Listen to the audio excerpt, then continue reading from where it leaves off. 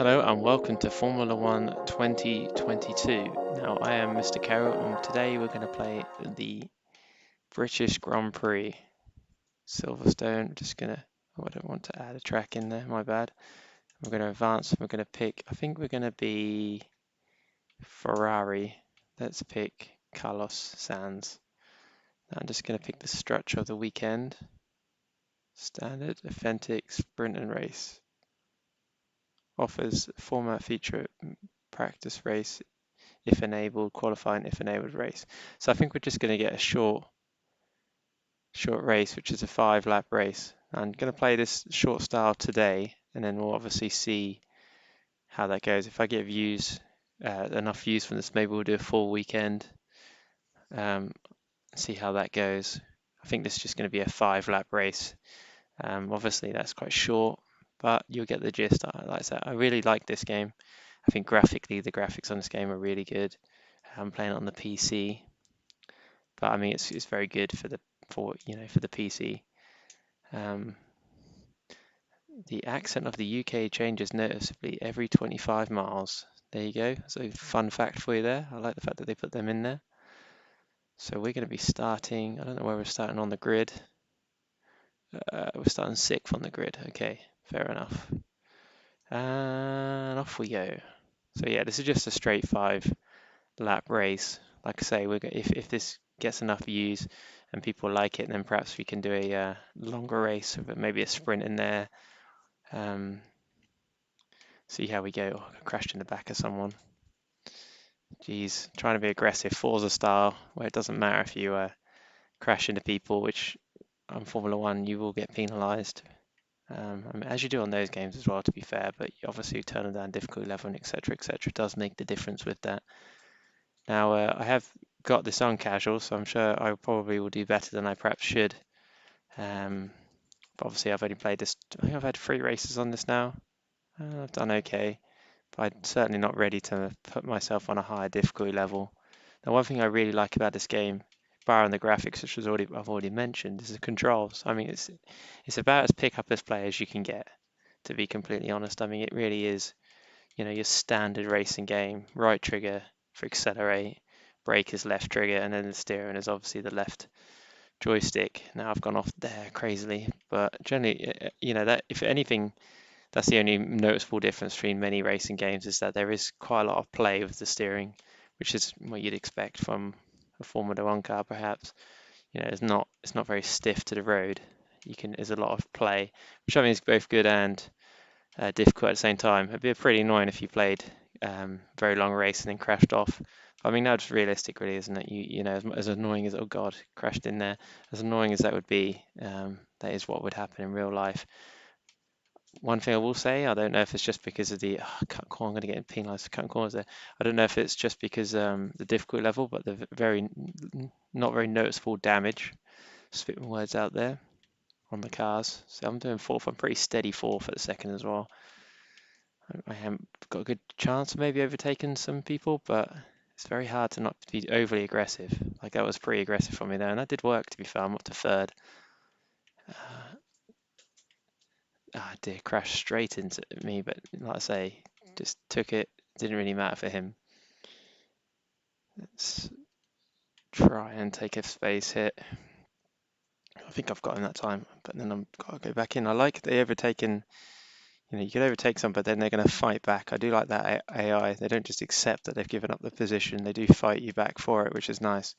You wouldn't want to easily take the place and just, not have to worry about them coming back at you. So I do like that. That's good. So I'm up to 3rd.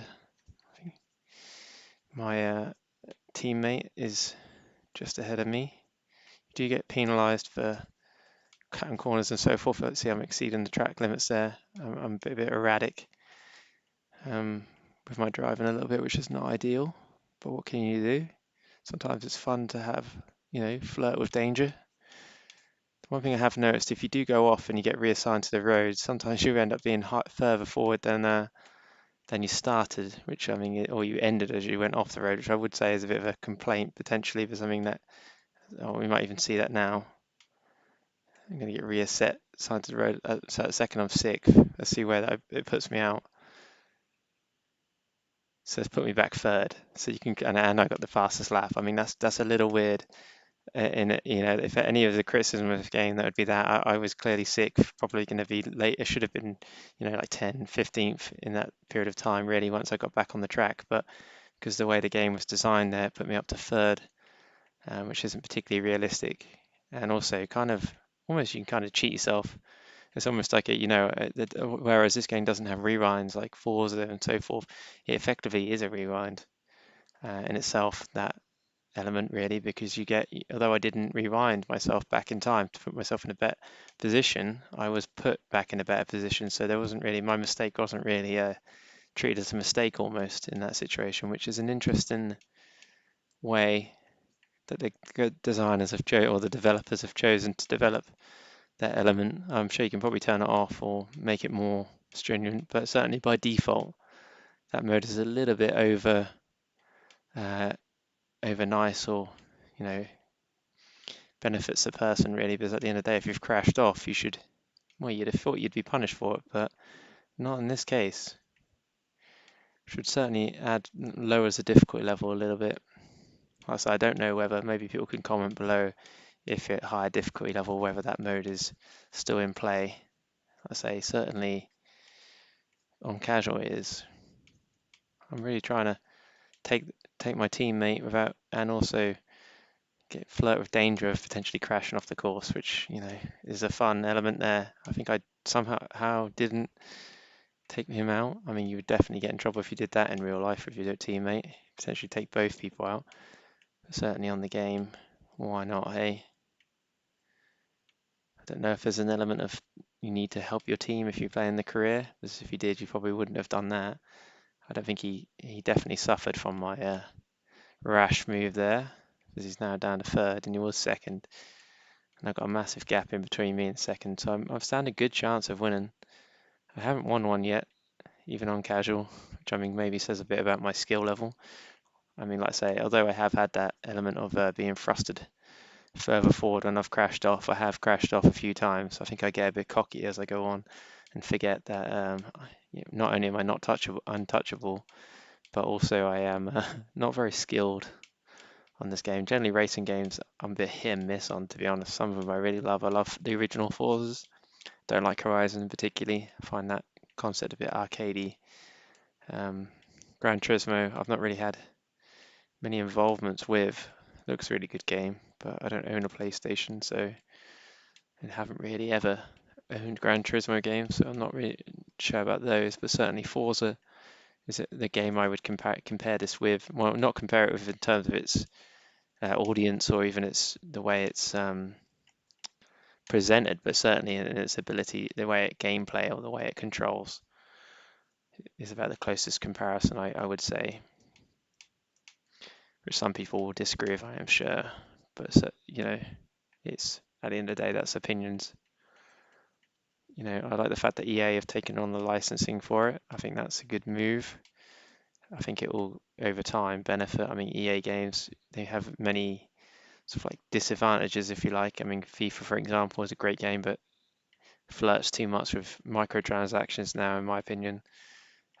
But nevertheless, they do produce good games, and they're consistent as well, which is what you want with a racing game. I think for many years, I don't know, I don't talk from first hand, but certainly observing from a distance, Codemaster, I know they are still the game studio. However, they're not the publisher anymore.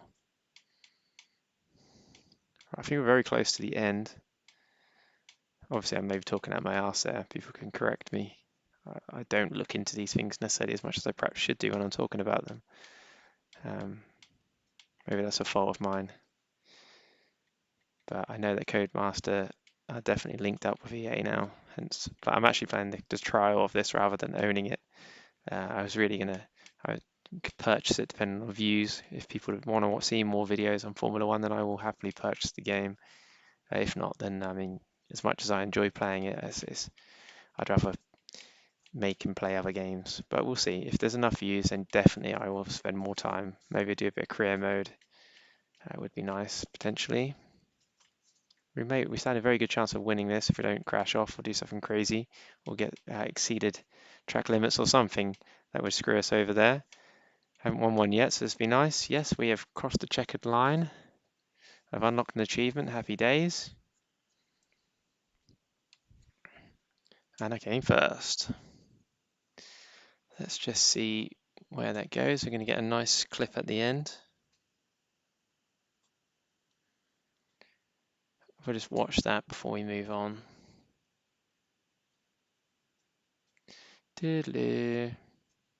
There we go. Here we go. We're just going to see the nice clip of me coming on before we end the video where we are.